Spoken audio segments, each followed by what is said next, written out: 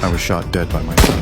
Fortunately, the cold temperature slowed my blood loss. After 6 weeks in a coma at the hospital, I miraculously woke up. Immediately, I opened the window and escaped from there, called a taxi. During the ride, I keenly noticed the driver was very nervous. Upon my inquiry, the driver revealed there was a serial killer specifically targeting drivers. He had already killed 7 taxi drivers in succession, calling himself the Dark Passenger. At this moment, I felt surprised that another killer was using the same code name as me. The driver also mentioned he had a friend who miraculously escaped from the Dark Passenger. The next day, I visited the survivor in his dashcam footage. The killer wore a special hoodie. This garment had infrared blocking capabilities, difficult to detect with the naked eye, but would appear as white, obscuring the face on electronic devices. The survivor fearfully described the attack. The killer tried to strangle him with a wire. In the critical moment, he escaped by reclining his seat. Although his ear was cut, by repeatedly watching the video, I noticed a company name on the killer's backpack. After investigation, it was a tech company specializing in cybersecurity. I registered as a taxi driver, began monitoring this company building, closely watching everyone entering and exiting, especially those wearing hoodies and carrying similar backpacks. That night,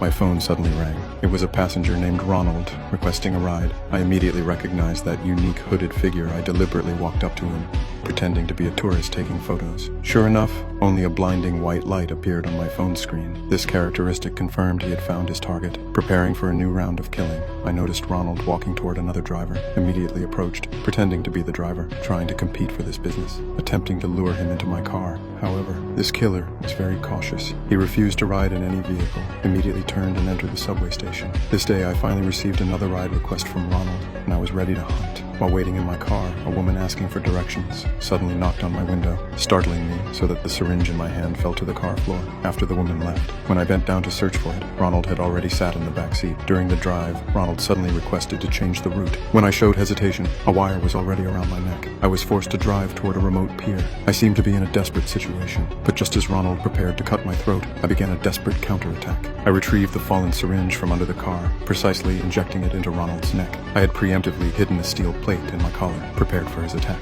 When Ronald woke from unconsciousness, he found himself wrapped in plastic, tightly bound to my workbench at home. Who are you? I'm Dexter.